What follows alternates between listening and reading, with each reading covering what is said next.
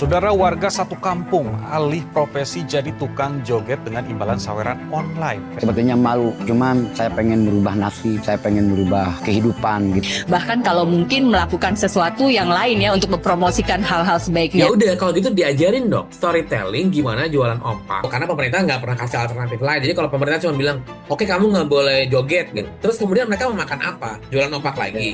Ya dicukup-cukupin aja Bang. Daripada saya harus kelaparan itu, daripada saya harus minta-minta. Intinya saya juga live joget-joget gini juga. Intinya saya tidak memaksa untuk meminta mereka.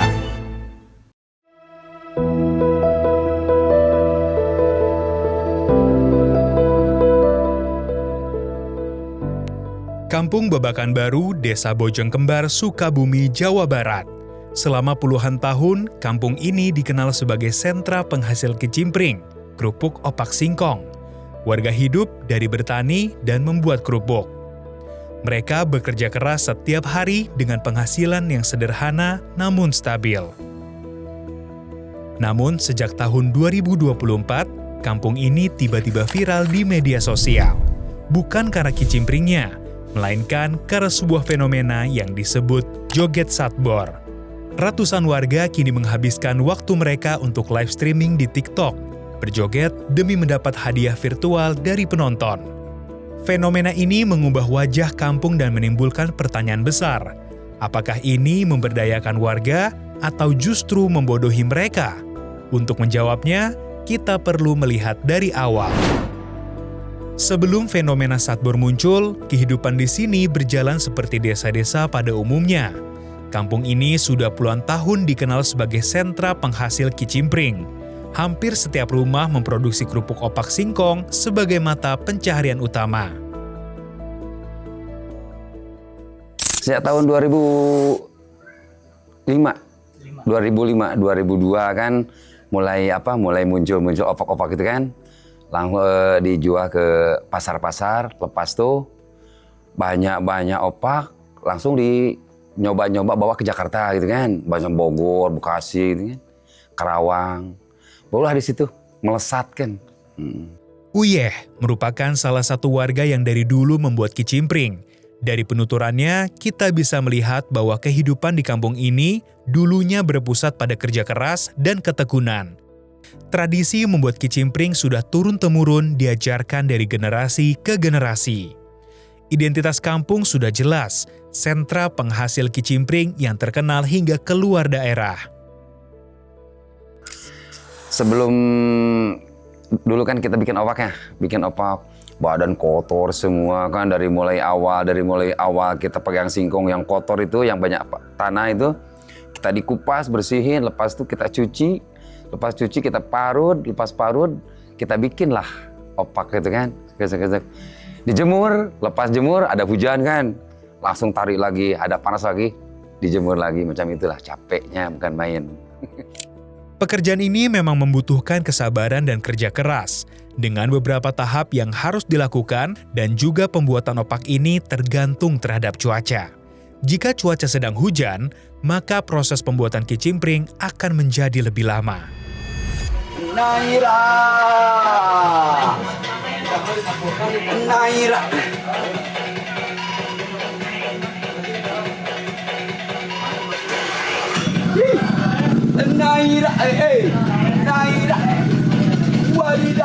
Perubahan dimulai dari sosok Gunawan, seorang penjahit keliling di Jakarta. Tahun 2019-2020, saat pandemi COVID-19 melanda, ia mulai aktif di TikTok dengan nama akun Sikibor. Konten pertamanya sederhana, merekam kegiatan sehari-hari sebagai penjahit keliling menjahit baju, melayani pelanggan, berkeliling dari rumah ke rumah.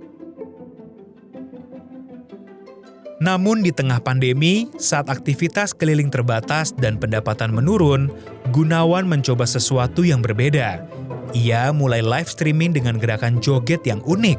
Kepala mengangguk-ngangguk, tangan bergerak naik turun, mirip ayam yang sedang mematuk. Awalnya hanya mengisi waktu, melepas penat di tengah kesulitan masa pandemi. Nah, awalnya kan nggak aku sangka gitu ya. Pertama-pertamanya joget-joget satbor ayam, joget ayam patuk itu sebetulnya biasa-biasa aja. Awalnya sih ngelihatnya jogetnya full gitu, joget full atau dibilang joget gak jelas, tapi joget gak jelas rame banget gitu penonton, kayak kita jinjit-jinjit, intinya jinjit-jinjit aja gitu. Namun ternyata respon penonton jauh berbeda. Konten jogetnya viral. Banyak penonton yang tertarik, berkomentar, dan yang paling penting memberikan hadiah virtual atau gift. Gift yang bisa dikonversi menjadi uang sungguhan. Dalam satu malam, gift yang masuk bisa mencapai ratusan ribu rupiah. Jauh lebih besar dari penghasilannya sebagai penjahit keliling. Nyoba-nyoba lab, dan ternyata labnya itu ada yang ngasih mawar-mawar. Kok ada saldo gitu, dicek di saldonya itu. Ada sekitar $4 atau $5. Pas di TikTok itu ternyata kita ada saldo dari lab-lab gitu. Alhamdulillah kita udah tarik, kirimin ke istri buat beli beras nih. Nah di situ. Happy Bor mendapatkan 1.450.000 dibagi 8 jadi 180. Oke, 180.000 untuk Happy Bor dibagi 8 orang ya. Kesuksesan Gunawan tidak luput dari perhatian warga lain. Ketika mereka melihat Gunawan bisa mendapat ratusan ribu rupiah per hari hanya dari berjoget di depan kamera, satu persatu mulai tertarik. Yang awalnya hanya beberapa orang, kemudian puluhan, hingga akhirnya ratusan warga ikut bergabung.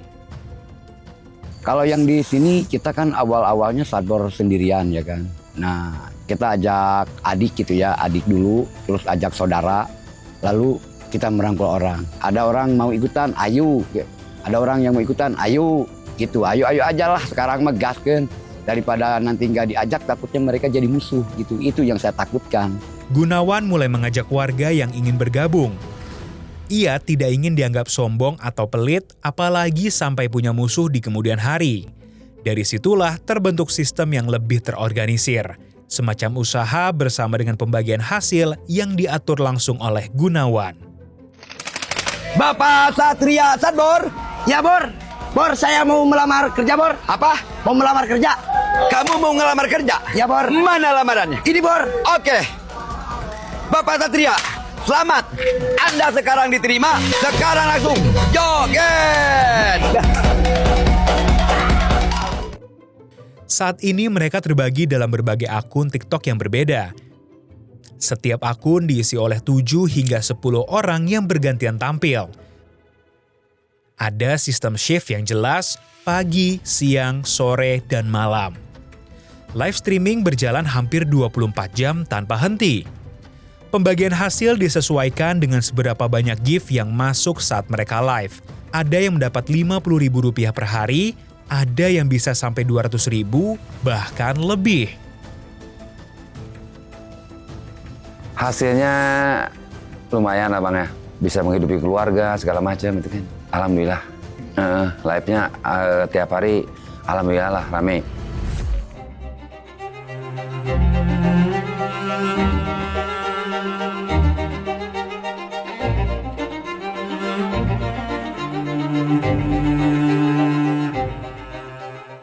Tidak bisa dipungkiri, fenomena ini membawa perubahan ekonomi yang signifikan. Dari hasil live streaming, warga mengaku sangat merasa cukup untuk menghidupi kebutuhan keluarga, dibandingkan bekerja sebagai pembuat opak singkong yang sangat bergantung terhadap cuaca. Cuman yang ditakutkan kalau opak ini macam ini, kalau musim hujan macam ini kan, misalkan kita bermodal 1 juta, kalau banyak hujan macam ini, hancur lah Bang. Kalau ada panas, baru kalau misalkan pagi jemur, sore bisa diangkat kering. Tapi kalau musim hujan macam ini, bisa tiap hari, kalau ada hujan kan tiap hari, hancur lah Bang. Kadang-kadang ruginya 10 juta. Namun di balik itu semua, ada kekhawatiran yang lebih mendalam. Beberapa warga yang sudah mempunyai pekerjaan sampingan memang tidak terlalu khawatir. Mereka masih ada yang menjahit, dan ada yang tetap membuat kecimpring. Kekhawatirannya takut kalau kita sih nggak begitu takutnya. Soalnya kan kita punya kerjaan misalkan jahit gitu Mas. Tapi kalau yang nganggur takutnya macam dulu lagi. Nganggur gitu. Tapi bagaimana dengan yang muda-muda? Mereka yang ikut live semata-mata karena ikut-ikutan tanpa keterampilan lain di tangan. Warga khawatir ketika tren ini meredup dan sudah tidak mendapatkan penghasilan dari live, mereka tidak punya pekerjaan lain yang bisa diandalkan.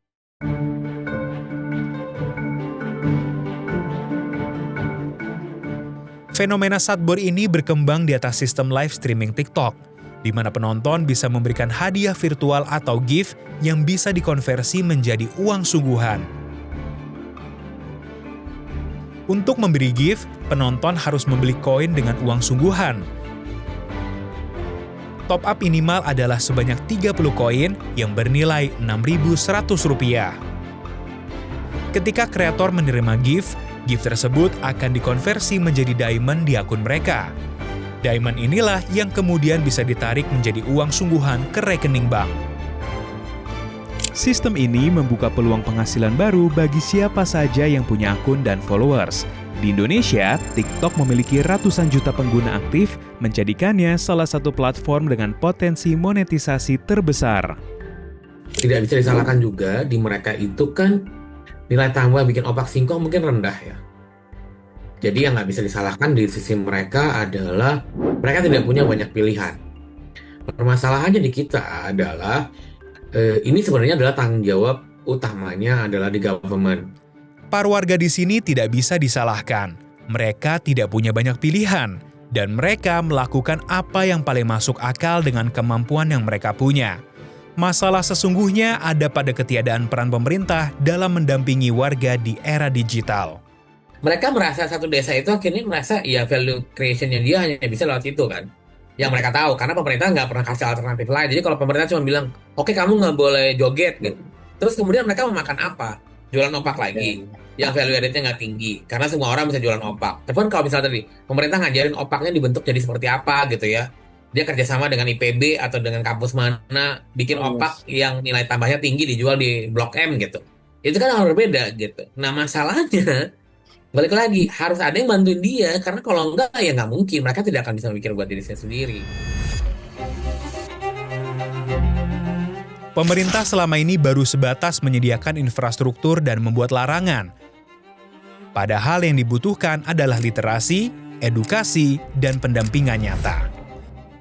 Bayangkan jika keahlian warga yang sudah terlatih tampil di depan kamera itu diarahkan untuk berjualan kicimpring secara live, atau kerjasama dengan kampus untuk mengembangkan produk dengan nilai tambah yang lebih tinggi. Skillnya sudah ada, yang kurang adalah yang mau hadir untuk mengajari dan mendampingi. Tapi bagaimanapun juga itu semuanya adalah bentuk cara pengemis ya. Artinya bahwa cara-cara seperti ini menurut saya sangat tidak etis dan bahkan bisa akan menimbulkan sebuah tindakan pemaksaan. Kalau sampai tindakan pemaksaan tentu ini sudah di luar daripada etika kehidupan. Sayangnya ini juga masuk ke Indonesia saat ini gitu ya. Jadi yang kita lihat belakangan ini orang disiram lumpur dan lain-lain, dapat gift dan lain-lain. Sebetulnya kita udah tegur juga Kominfo agar segera melakukan hal yang diperlukan, take down lewat platform dan lain-lain. Tapi Kominfo kan nunggu regulasi setelah keluar surat edaran dari Kemensos baru deh. Nah saya harap TVRI dan RRI tidak menggaungkan hal-hal dihumanisasi, merendahkan martabat manusia seperti ini. Bahkan kalau mungkin melakukan sesuatu yang lain ya untuk mempromosikan hal-hal sebaiknya. Sadbor ini kan banyak hal. Jadi tugas pemerintah adalah bukan hanya menekan platform, tapi juga memberikan solusi buat kayak orang kayak Sadbor. Dalam artian apa tadi? Ya udah kalau gitu diajarin dong storytelling gimana jualan opak yang langsung ke Jakarta, opaknya dibungkus dengan yang lebih bagus. Atau mulai cerita storytellingnya itu dilakukan di Cina itu dari lama. Fenomena ini nyata membuat akses ekonomi bagi warga yang sebelumnya tidak punya banyak pilihan. Penghasilan meningkat, dan yang lebih penting, warga sendiri tidak merasa dirugikan. Mereka memilih jalan ini dengan sadar dan merasa terbantu.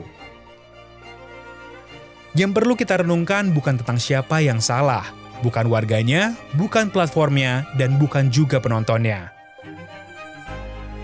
Yang bisa kita lakukan adalah memastikan ada ekosistem yang lebih baik ke depannya. Salah satunya dengan peran aktif pemerintah dalam mengedukasi dan mendampingi warga agar bisa memanfaatkan teknologi ini dengan lebih optimal. Di Desa Bojong Kembar, kehidupan terus berjalan. Ada yang memilih tetap membuat kicimpring, ada yang memilih live streaming, ada yang mulai mencoba keduanya.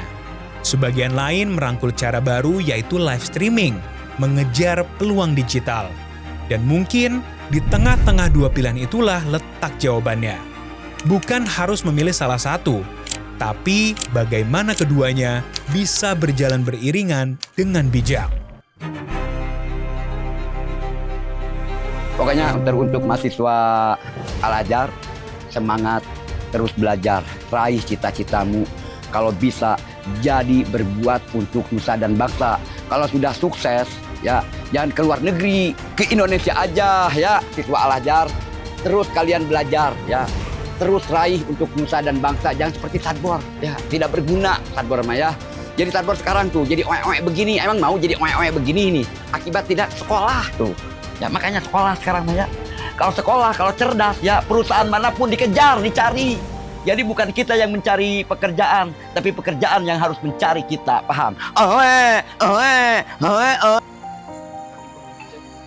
Betul ya. Ya. Ya. Oke. 1, 2